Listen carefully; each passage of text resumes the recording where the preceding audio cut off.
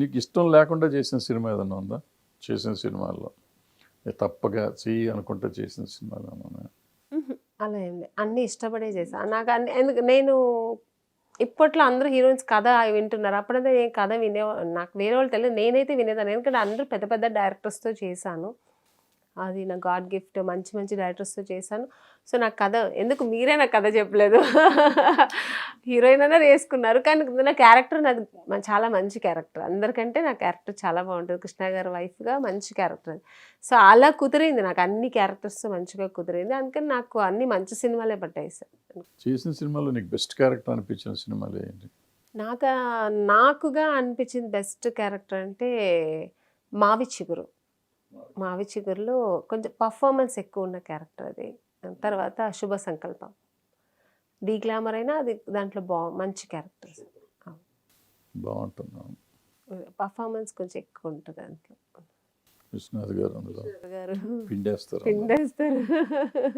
కమల్ హాసన్ గారు ఆ పక్కన. ద లెజెండ్స్ మధ్యలో ఉన్నాను అప్పుడు. నేను అప్పుడు చాలా చిన్న, ఇప్పుడైనా ఎప్పుడైనా నేను చిన్న ఆర్టిస్టే చెప్తున్నా. అప్పుడు ఇంకా ఒక భయం కదా కొంచెం. బాగా ఎస్టాబ్లిష్ అయిపోయావు కదా, ఎస్టాబ్లిష్ అయిన ఆర్టిస్ట్ అప్పుడు. అప్పటికి అందరితో చేసావు ఆల్రెడీ. బాలకృష్ణ గారు అదే కూడా అక్కడ లెజెండ్స్ ఒక పక్కన బాలు గారు ప్రొడ్యూసరు, కె విశ్వనాథ్ గారు డైరెక్షను, ఇంకా ఆయన కమల్ గారు అన్నప్పుడు ఆ ముగ్గురు అక్కడ నిల్చుంటుంటే నాకు ఏదో ఒక సింహాలు నిల్చుంటే ముందు నిల్చున్నట్టుండేది అప్పుడు స్టార్టింగ్. తర్వాత అలవాటు అయింది. ప్రాబ్లీ బెస్ట్ పర్ఫార్మెన్స్ కూడా తీసుకున్నారు. ఆ సినిమాకి బెస్ట్ ఇది నంది అవార్డు కూడా వచ్చింది. నువ్వు శ్రీదేవి ఫ్యాన్వా, లేకపోతే శ్రీదేవి లాగా ఉండడానికి ప్రయత్నం చేసేదని వచ్చిన కొత్తలో? కొంచెం ప్రయత్నం ఏం లేదు సార్, నాకు చాలామంది అనేవారు, నేను అస్సలు ఏం చేసేదాన్ని కాదు. ఎందుకు నేను శుభలగ్నం చేసినప్పుడు కూడా ఎవరు మన సుహాసిని గారు చూసి చెప్పారు, మీకు ఎవరైనా చెప్పారా ఇంతవరకు మీరు శ్రీదేవి గారు లాగా ఉన్నారు? చాలామంది చెప్పారు మేడం అన్నాను. నువ్వు శ్రీదేవి లాగా ఉన్నారు అని.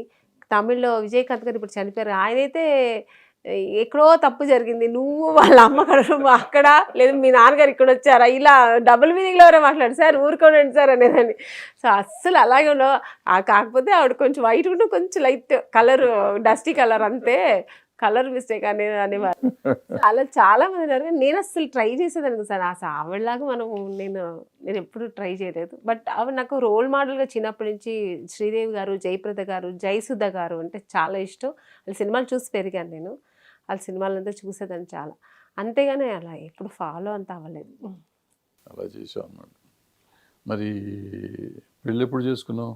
పెళ్ళి సినిమాలో ఉన్నప్పుడే చేసుకున్నాను. కొంచెం మంచి మంచి సినిమాలు చేస్తున్నప్పుడే అది అలా కుదిరింది.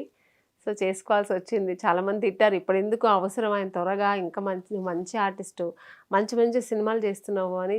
తిట్టిన వాళ్ళు లేదు, అందరూ తిట్టారు. పిలిచి నాకు ఎంత అడ్వైస్ చేసినా ఏమో అప్పుడు బుర్రకెక్కలే. అప్పుడు అది కరెక్ట్ అనిపించింది, చేసుకున్నాను. హ్యాపీగా ఉన్నావు? బాగున్నాను. Good, super. ఈ మనం సినిమాలు చేస్తున్నప్పుడు ఎవరితోనో పేచీలు పెట్టుకున్నావా? నీతో పేచీ పెట్టుకున్నారా? ఎవరు లేదు సార్ అలాగా. ఎందుకంటే నేను అందరితో బాగుండేదాన్ని, అందరూ నాతో కూడా అంతే హ్యాపీగా. ఇప్పుడు హీరోయిన్స్ తీసుకున్నా కూడా ఎక్కడ మాకు ఈగోస్ ఉండేది కాదు.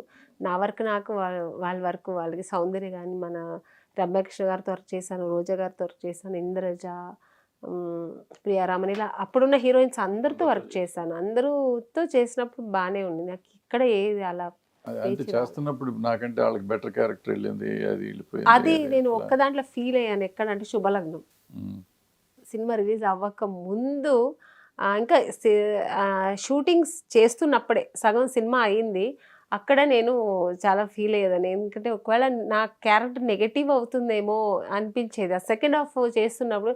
ఎందుకంటే డైరెక్టర్ గారు ఫస్ట్ హాఫ్ది కొంచెం సీన్స్ సెకండ్ హాఫ్ ఇలా మిక్స్ చేసి చేసేవారు అనమాట. అప్పుడు నాకు ఆ సెకండ్ చేసేప్పుడు అలా అనిపించేది, ఒకవేళ నాది నెగటివ్ అవుతుందేమో, నాకు వ్యాంపిష్ క్యారెక్టర్ అవుతుందేమో అని కొంచెం ఫీల్ అయ్యాను. అలాగే సాంగ్స్ చూసాం. సాంగ్స్ చూసేప్పుడు అన్ని సాంగ్స్ షూట్ చేస్తారు. సాంగ్స్ చేస్తుంటే నాది సిచ్యుయేషన్ సాంగ్స్, అది ఎదురింటి మంగళగౌరి ఆ సాంగ్ వచ్చి, దాంట్లో మామూలు ఒక కాటన్ శారీ కట్టుకొని ఇంట్లో జగపతి బాబు గారితో చీపురు పట్టుకొని ఇలా మొత్తం సిచ్యుయేషన్ సాంగ్. ఇంకా రోజా గారిదేమో మొత్తం గ్లామర్, మొత్తం ఫారిన్ కంట్రీల్లో అలా అలా తీశారు. అది చూసినప్పుడు ఎక్కడో ఫీల్ అయ్యాను. నాకు నా క్యారెక్టర్ చాలా ఒకలా ఉంది. ఆహ్, కానీ రోజా గారు చాలా అప్పటికే చాలా సినిమాలు పెద్ద పెద్ద సినిమాలు చేశారు. గ్లామర్ హీరోయిన్ అనిపించుకున్నారు. అయినా అక్కడ పక్కన నేను తగ్గిపోయానేమో అనిపించింది. నాకు మరీ డల్ అయిపోయానేమో అనిపించింది. అప్పుడు చూసిన తర్వాత కొంచెం ఫీల్ అయ్యాను. కృష్ణారెడ్డి గారు పిలిచి డైరెక్టర్ గారు "ఏమ్మా ఏంటి అలా డల్‌గా ఉన్నావు? సాంగ్స్ చూసి డల్ అయ్యావా? ఇన్ని సాంగ్స్‌లో నీ సాంగే హిట్ అవుతుంది చూస్తూ ఉండు" అన్నారు. ఏదో మనకు కంటి తడుపు తుడవడానికి ఏదో అంటున్నారు అనుకోని, సరే సార్ పర్వాలేదు థ్యాంక్ యూ అనేసి వచ్చేసాను. ఇప్పటికీ అంటే ఆ సాంగు రీల్స్ చేసినోడు లేదు. చూసినప్పుడంతా నాతో కూడా మేడం ఆ సాంగ్ రీల్స్ చేద్దామంటారు. అంత పెద్ద హిట్ అయింది. సో, సినిమాలో కూడా నా క్యారెక్టర్ ఆ తర్వాత నాకెప్పుడు అనిపించిందంటే, సుహాసిని గారు వచ్చారు. దాంట్లో ఒక క్యారెక్టర్ చేశారు గెస్ట్ రోల్. కూర్చొని ఆయన ఆవిడ కథంతా విన్నారు. కృష్ణారెడ్డి గారు చెప్తుంటే, అప్పుడు ఈ అమ్మాయి క్యారెక్టర్ చాలా హైలైట్ అవుతుంది అన్నారు. అప్పుడు కానీ నాకు ధైర్యం వచ్చింది. అమ్మ బాబోయ్! పర్వాలేదు నా క్యారెక్టర్ బాగుందని. ఇంకా ఎంతైనా సీనియర్ ఆవిడ ఒక డైరెక్షన్ డిపార్ట్మెంట్‌లో కూడా ఉన్నారు. అందుకని ఆవిడ చెప్పినప్పుడు నాకు చాలా ధైర్యం వచ్చింది. నిజానికి అదే హీరోయిన్ క్యారెక్టర్ కదా, యాక్చువల్గా చెప్పాలంటే అదే heroine character. So negative shade ఉన్నా కానీ హీరోయిన్ క్యారెక్టర్ అసలు కథ అంతా ఆమె మీద నడుస్తుంది కదా, ఆ క్యారెక్టర్ మీదే నడుస్తుంది.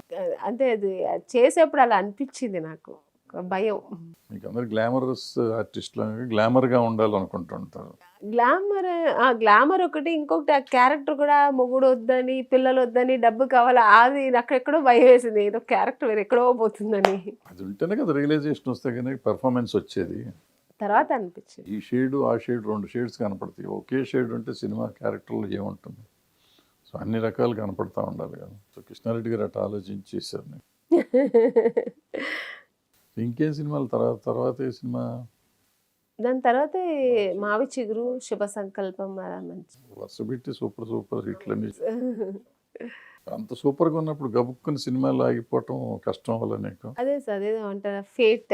ఎందుకు నాకు అనిపించింది. తర్వాత అయితే వెళ్ళిపోయిన తర్వాత చాలా బాధపడ్డాను. అనవసరంగా వచ్చేసి ఎందుకంటే అలా ఎప్పుడు ఫ్లైట్లో అలా తిరగడం, షూటింగ్స్ ఎప్పుడు బిజీగా ఉండి ఒక్కసారి ఇంట్లో ఉండేప్పటికి ఏదో ఒక చిలకని తీసుకొచ్చి పంజరంలో పెట్టినట్టు అయిపోయింది నాకు. నిజంగా అలా చాలా ఫీల్ అయ్యి ఒకసారి మన సౌందర్య గారు వాళ్ళ అమ్మగారు ఫోన్ చేస్తే కూడా చెప్పాను, ఇలా చాలా బోర్ కొడుతుంది ఆంటీ అంటే, ఎలా ఉన్నావమ్మా ఇంత బిజీగా ఉండి ఇంట్లో ఎలా కూర్చున్నాను ఏమో నాకు తెలీదు అని అన్నాను.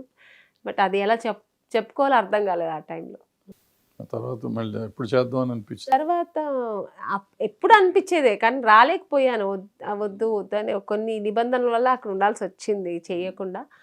తర్వాత నేనే ధైర్యం చేసి మళ్ళీ డిసైడ్ చేసి వచ్చేసాను. మంచి క్యారెక్టర్లు సెకండ్ వచ్చినప్పుడు. క్యారెక్టర్ వచ్చింది. ఇది ఆ నలుగురితో మళ్ళీ స్టార్ట్ చేశాను సార్. ఆ నలుగురు రాజేంద్ర ప్రసాద్ గారు నువ్వే చేయాలి ఈ క్యారెక్టర్, నువ్వు చేయంటే నేను చేయనన్నాను. అప్పటికే అది మదర్ రోల్ నేను చేయనన్నా.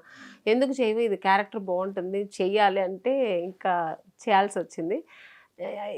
చేశాను. ఈ సినిమా కూడా హిట్ అయింది. సో అక్కడి నుంచి మళ్ళీ జర్నీ స్టార్ట్ అయింది.